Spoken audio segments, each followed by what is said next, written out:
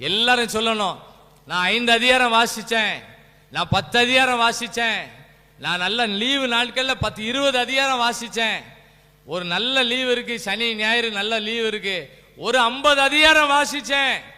வாசித்தால் எல்லா எதிரான சூழ்ச்சிகளையும் கர்த்தர் நமக்கு ஜெயம் தருவார். ஆமென். ஜெயம் கொடுக்கும் தேவனுக்கு கோடி கோடி ஸ்தோத்திரம். வாழ்வளிக்கும் இயேசு ராஜாவுக்கு வாழ்நாளெல்லாம் ஸ்தோத்திரம். அல்லேலூயா. ஜெயம் கொடுக்கும் தேவனுக்கு கோடி கோடி ஸ்தோத்திரம். வாழ்வளிக்கும் இயேசு ராஜாவுக்கு வாழ்நாளெல்லாம் ஸ்தோத்திரம். தாவீது அவருக்கு வந்த எல்லா நெருக்கடியும் அவர் ஜெயிச்சிட்டே இருக்காரு. எப்படி ஜெயிச்சாருன்னு சொன்னா, நெருக்கடி வரும்போது ஆண்டவர் நோக்கி ஜெபம் பண்றாரு. ஆண்டவர் அவருக்கு பதில் கொடுக்கிறாரு.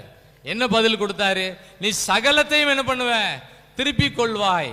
அவரு அப்படின்னு சொல்லி வசனத்தோடு நிக்கல, வசனம் பேசிட்டு இருக்கும் போதே ஒரு வழி நடத்தல கொடுக்கிறாரு. ஒரு மனுஷன் அங்க இருந்து வாராரு, நீ யாருன்னு கேட்கிறாரு.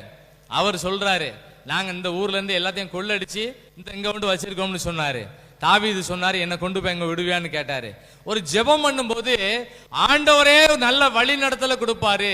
யாருக்குமே கிடைக்காத நல்ல வழி நடத்தல, அது பேர் வழி நடத்தும் அபிஷேகம்.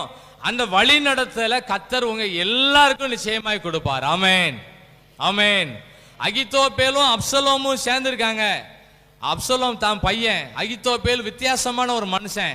2 பேரும் சேர்ந்து ஆலோசனை பண்ணிட்டு இருக்காங்க.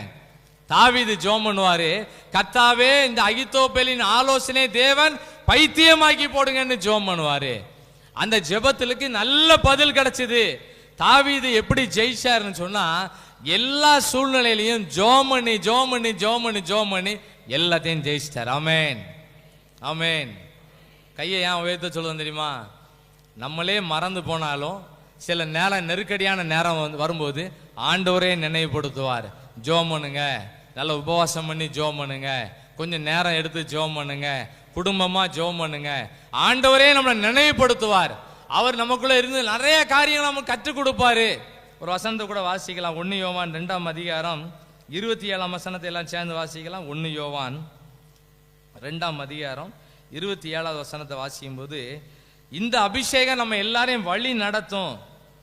1 யோவான் 2ஆம் அதிகாரம் 27ஆம் வசனத்தை எல்லாம் சேர்ந்து வாசிப்போம். நீங்கள் அவராலே பெற்ற அபிஷேகம் உங்களில் நிலைத்திருக்கிறது, ஒருவரும் உங்களுக்கு போதிக்க வேண்டுவதில்லை. அந்த அபிஷேகம் சகலத்தையும் குறித்து